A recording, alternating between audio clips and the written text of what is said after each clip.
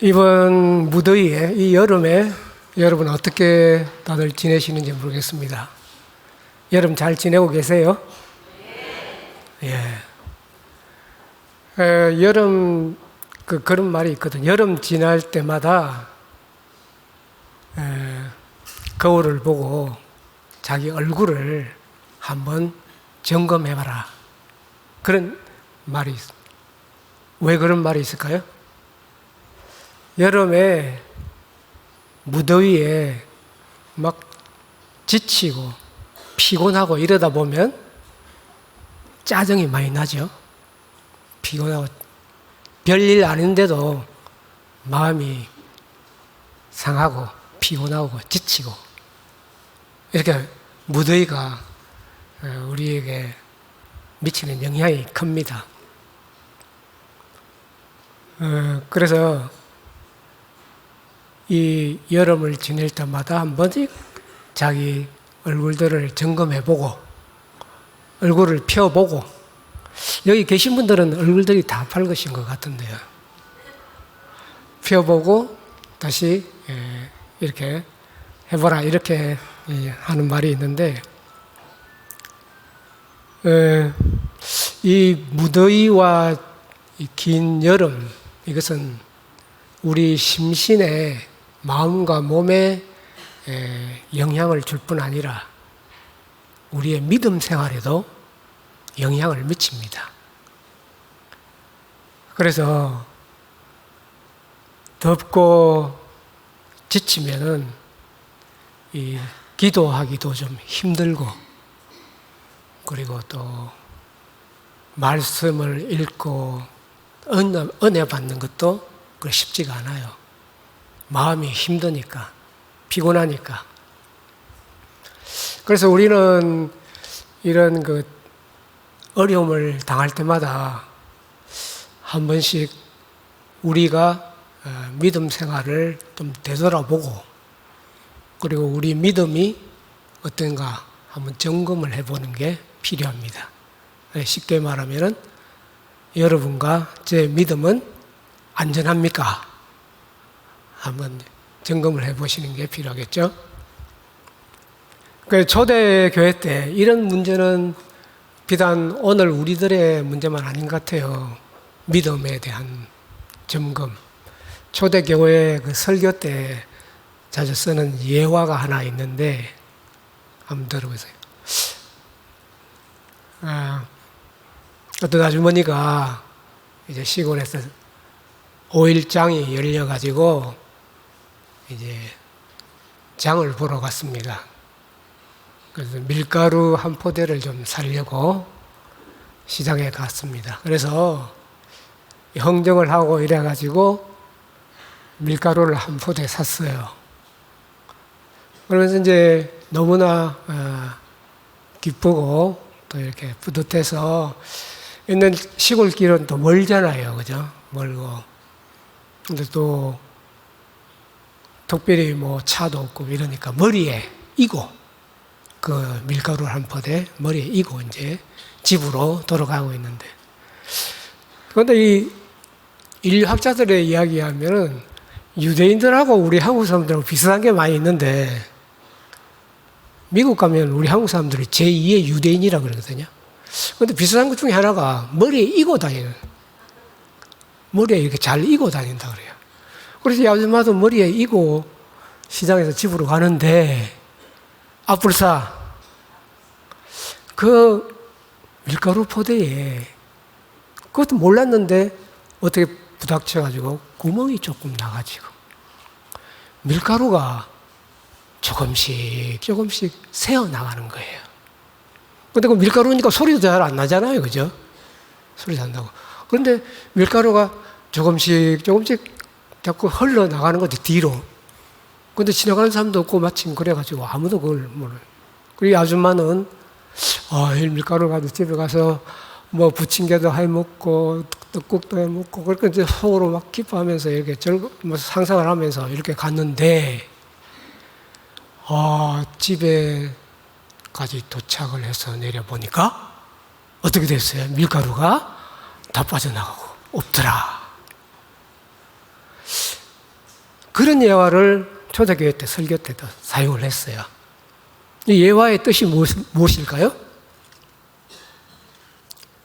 나는 당연히 있을 거라, 있다, 이렇게 생각을 했는데, 알고 보니까 없더라, 이 말이죠. 그래서 평소에 우리가 우리 믿음을 점검해보는, 그냥 있다, 그냥 습관대로 이렇게만 살면은 믿음이 성숙할 것이다, 이렇게만 생각하면은 문제가 생긴다. 그래서 우리가 믿음이 있는지 우리의 삶을, 특히 우리의 신앙생활을 한 번씩 깊이 곰곰이 생각해 봐야 됩니다. 이것은 누가 나를 대신해서 해줄 수 없는 것입니다. 여러분 스스로가, 내 스스로가 내 자신의 믿음을 점검해보고 살펴보고 성찰해보는 그 일을 게을리하지 말아야 된다. 그래서 우리가 이 믿음이라는 것이 우리 삶 속에서 얼마나 중요한가. C.S. 루이스라는 사람이 있었어요. 유명한 작가죠. C.S. 루이스. 그것도 그 믿음이 자기가 있다고 생각을 하고 살았는데, 자기 아내가 암에 걸려가지고 생사의 기로에서 투쟁을 할 때 비로소 크게 깨달은 것이 있다고 그래서 내 속에 믿음이 없구나. 그래서 여러분과 제가 우리의 믿음이 어떤 시련이나 환난을 통해서 확인할 것이 아니라 평소에 믿음을 점검하고 깊이 자신을 살피고 말씀 속에서 은혜를 나누는 것이 우리 삶 속에 굉장히 중요하다. 특히 이번 여름처럼 이렇게 무덥고 힘들고 지치고 피곤할 때 우리의 믿음 생활이 해이해지기 쉬운데, 한번 여러분과 제가 같이 이렇게 저도 이 설교를 준비하면서 점검하는 그런 시간들을 많이 가졌습니다. 자, 그런데 이제 우리가 믿음이라고 할 때 믿음이 무엇입니까? 여러분은 믿음이 무엇이라고 생각하십니까? 아마 우리는 다 믿음에 듣고 보고 많이 들어서 다 알고 있다고 생각하지만은, 만약에 누가 자녀가 육아 옆에서 묻는다면 믿음이 무엇입니까? 무엇을 믿습니까? 만약 이렇게 묻는다면 어떻게 답변하시겠습니까? 믿음이 무엇입니까? 그래서 우리가 성경에서는 보면은 믿음에 대해서 많은 여러 가지 다양하게 설명을 하고 있지만은, 오늘은 특별히 이제 믿음을 집중적으로 다루고 있는 성경에서 믿음장이라는 게 있죠? 믿음장. 그 믿음장이 우리가 읽은 히브리서 11장을 우리가 믿음장이다, 이렇게. 사랑장, 고린도전서 13장 이렇게 하네. 그래서 믿음이 무엇인가 하는 것은 히브리 11장에서 정리를 해놓고, 그리고 그 믿음으로 사는 사람, 믿음의 삶이 무엇인가, 이것도 거기서 잘 설명을 해놓고 있습니다. 자, 그러면 우리가 먼저 믿음이라는 게 도대체 무엇이냐, 어떻게 정의를 할 수 있느냐, 우리 한번 히브리서 11장 1절 한번 같이 읽어 보시겠습니다. 시작.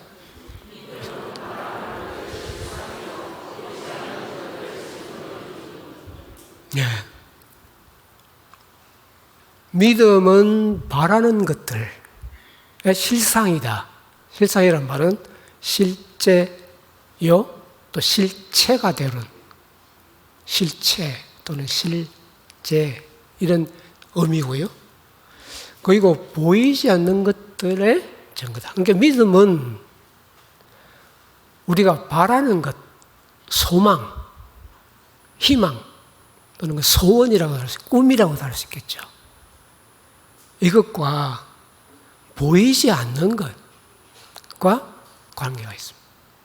특별히 믿음이 잘 보이지도 않고 만질 수도 없고 들리지도 않으니까 아까 우리 예화에서 들은 것처럼 언제 그것이 빠져나가는지 내 안에 있는지 알 수가 없어. 그래서 깊이 자신을 살피고 말씀을 묵상하고 이렇게 신앙생활을 해 나가야만이 믿음의 실체를 우리가 알 수가 있다. 그래서 믿음은 크게 바라는 것들하고 그리고 보이지 않는 것들하고 이렇게 설명이 돼요. 이 말은 조금 정의가 어려울지 모르지만 쉽게 이야기하면 믿음이 있음으로 인해서 우리는 소망하는 것, 바라는 것들을 현실화, 이룰 수가 있고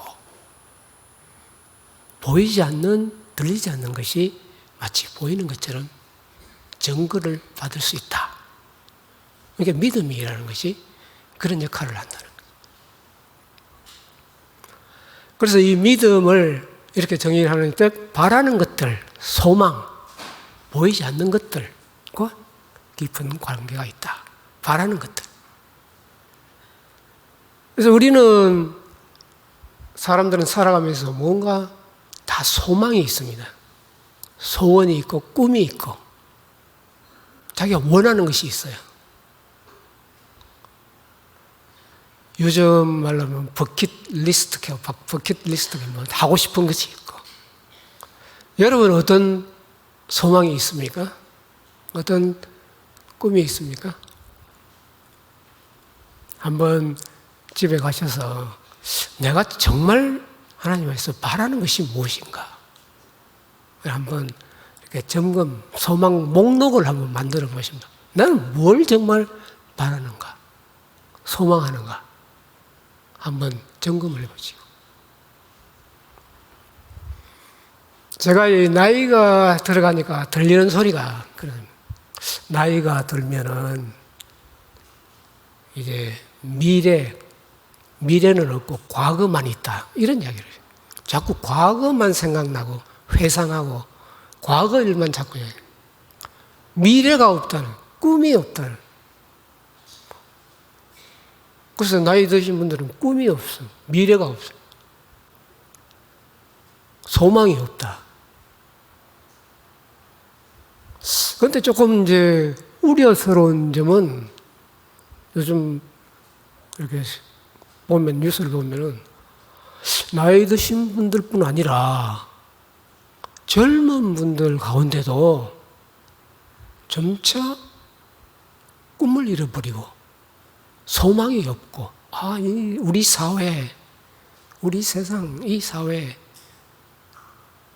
꿈도 꿀 수 없고 가능성도 없고, 그래서 언둔하는 청년들이 많이 있다. 꿈도 못 꾸고, 꿈을 꾸어봐야 이룰 수도 없고, 소망이 없는 그런 젊은이들이 좀 있다. 그래서 서점에 이야기를 들으면 요즘 세상을 비관하고 염세주의, 세상을 도피하고 싶은, 기피하는 이런 염세 사상가들, 철학가들의 책이 제법 팔린다는 거예요. 염세 철학자의 대표자가 누굽니까? 대표적인 사람이? 예, 들어보셨던 쇼펜하우어 같은. 그래도 그것도 오래 살았더라고요, 보니까. 세상에는 꿈을 꿀 수도 없고 소망도 없다. 그냥 현실을 직시하고 그냥 살아라. 그래서 이런 사상이나 이런 생각들에 동조하는 분들이 자꾸 있어서 염려가 된다. 그래서 이 소망이라는 꿈이라는 것은 우리 삶에서 젊으나 나이 드신 분이나 다 중요한 거예요.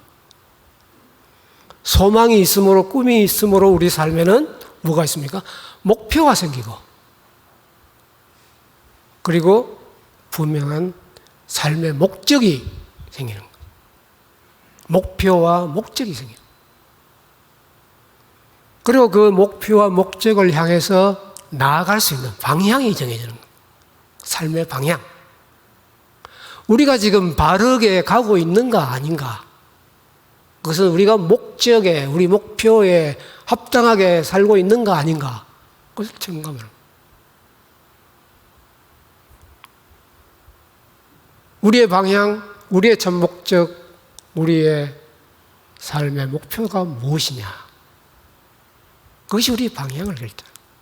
그 방향이 잘못되면 갔다가 또 헛걸음해서 돌아오고 방황하고 이제까지 애쓰고 노력한 모든 것들이 수고가 물거품이 되고 그래서 우리 목적이 방향이 정말 우리에게 중요한 거죠. 그래서 우리가 바라는 것들, 믿음은 바라는 것들의 실상이라고 해요. 그래서 우리가 무엇을 바라느냐, 참된 소망이 정말 필요하다는 겁니다. 소망이 참된 것이냐. 왜냐하면 우리가 소망을 잘못 가지고 있으면 그 소망은, 꿈은 시간이 지나면 다 변합니다. 한때 그걸 이루었다 싶어도 시간이 지나가면 다 사라지고. 이 세상에서 우리가 꿈꾸고 소망하는 것 많이 있겠죠. 그러나 그 소망이 참된 것인가 아닌가 우리 한번 곰곰이 생각을 해봐요. 이 현실에서 이 삶에서 살아가는 우리 모두에게 꿈이 있고 소망이 필요한데 그러나 또 중요한 것은 이 소망이 정말 참된 것인가 영원한 것인가 그것이 변함없는 그런 것인가 이것을 우리가 곰곰이 한번 체크를 해보시오. 여러분이 댁에 가셔서 소망 목록을 한번 작성을 해요. 나에게 나는 무엇을 원하는가? 진심으로 나는 무엇을 바라는가? 여러분은 무엇을 바라고 있는가? 그래서 이 소망 목록을 작성해 보시면서 그 목록을 우리 사도 바울이 전해주는 말씀하고 한번 비교를 해보면 좋을 것 같아요. 사도 바울은 우리가 바라는 것들에 대해서 이렇게 우리에게 충고를 하고 있습니다. 우리 고린도전서 15장 그 말씀 한번 같이 한번 읽어보죠. 시작.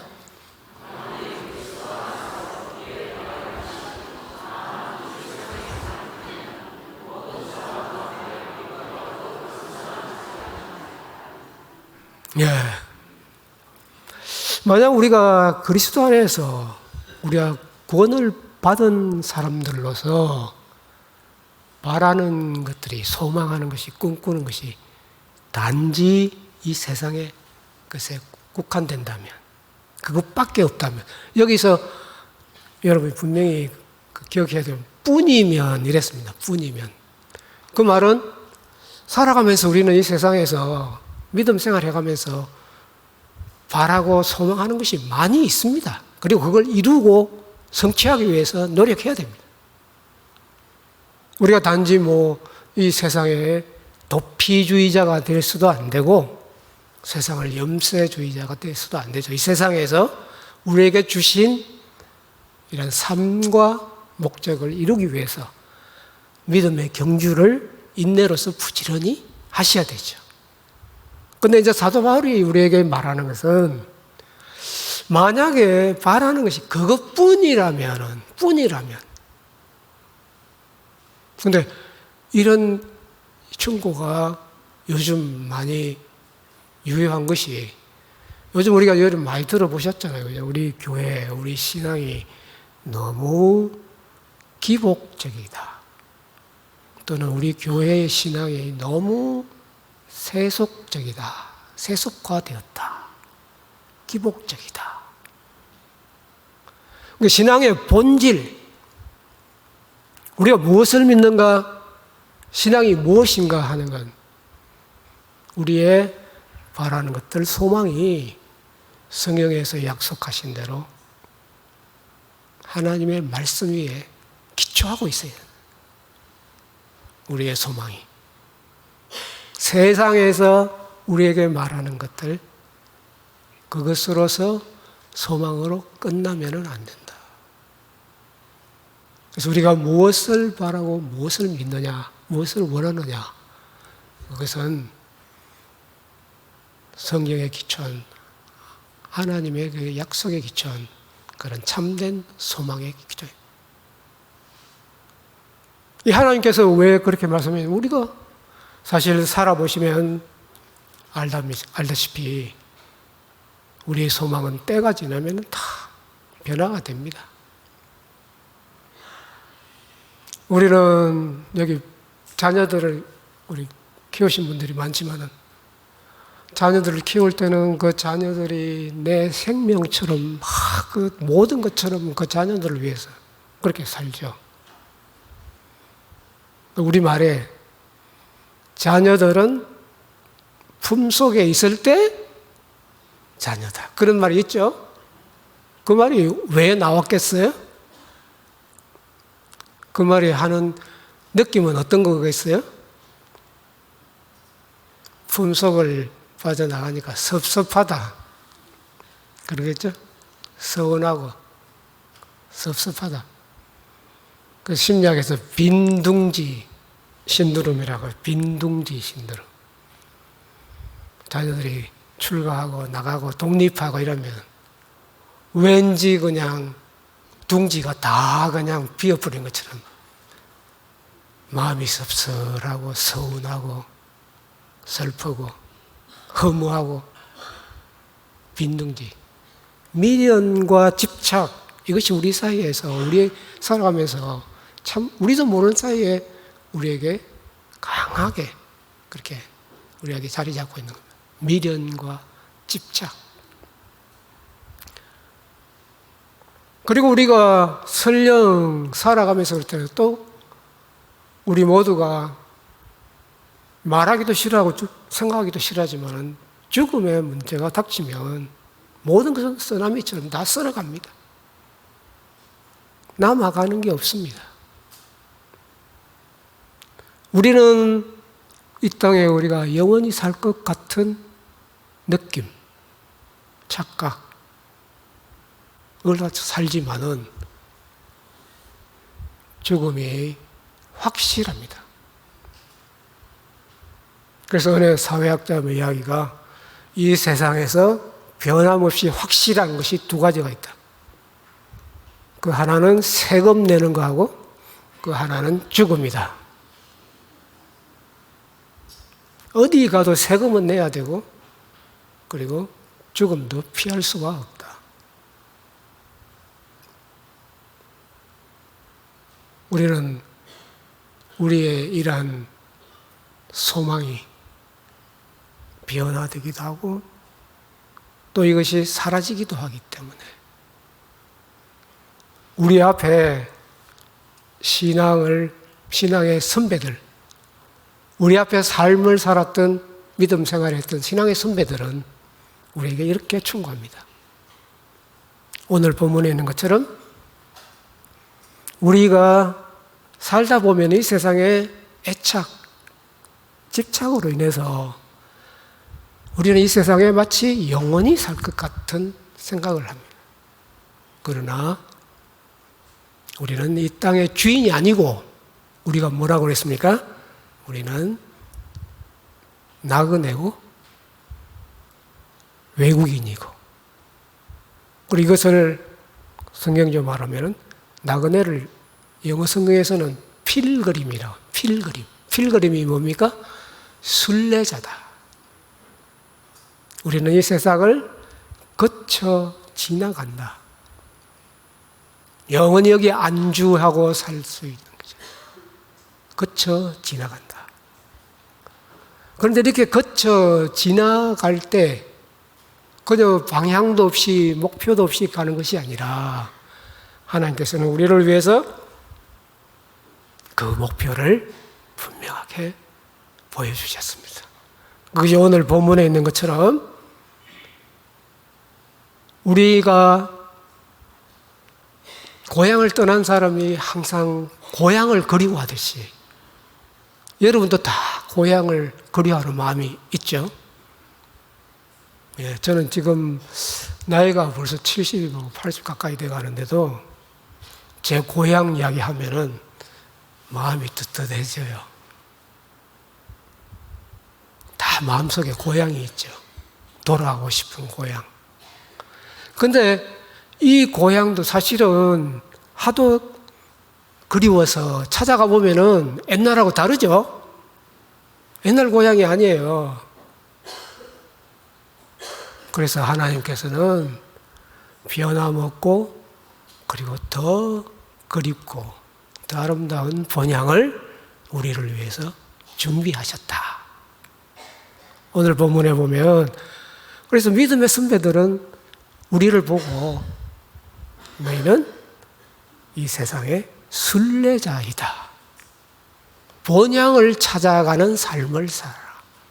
우리 마음 가운데 고향을 그리워하듯이 하나님께서 우리에게 두신 더 나은 본향, 더 화려하고 황홀하고 아름답고 그리운 그런 본향, 그 본향을 마음에 품고 그 본향을 사모하고 그리워하고 꿈꾸고 그렇게 살아가라.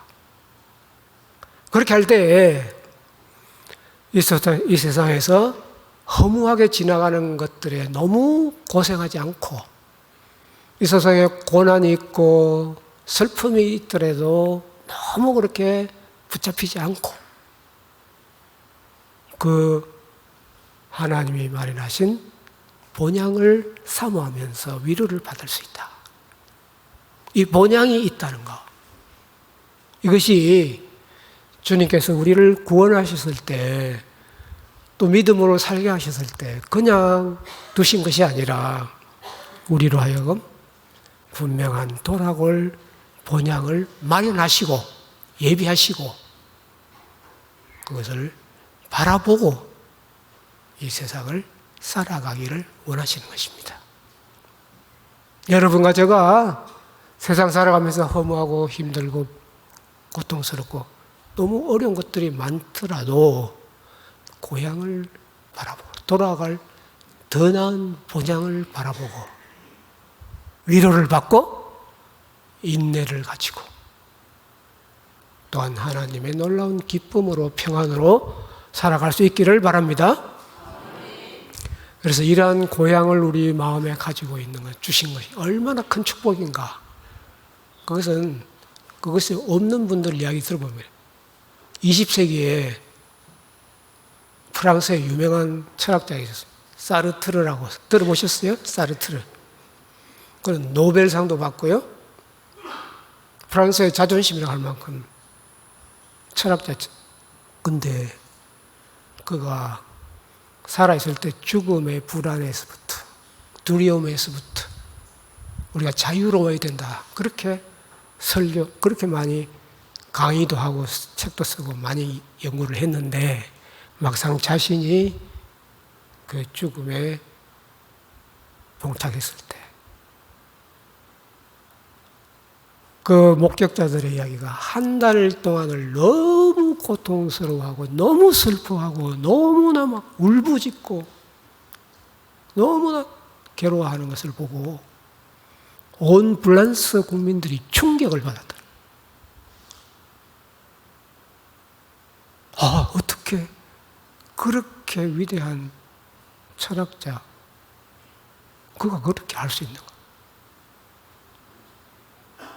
그러면서 그 불란서 신문 중에 하나가 이렇게 이야기를 했습니다. 그가 그렇게 고통스러워한 이유는 그에게는 돌아갈 본향이 없었기 때문이다. 돌아갈 곳이 없었기 때문에, 본향이 없었기 때문에. 그렇게 보면은 오늘 여러분과 저에게 주님께서 처소를 마련해 주시고 돌아갈 본향을 예비하시고 천국을 준비하신 이 놀라운 은혜가 얼마나 크신가 한번 감사하는 삶이 되시기 바랍니다. 그래서 주님께서 마지막 우리에게 약속하신 그 말씀을 한번 깊이 생각하고 묵상하면서 어려운 이 삶을 잘 이기실 수 있기를 바랍니다. 우리 요한복음 14장 한번 같이 읽고 마음에 새기시기 바랍니다. 시작. 네.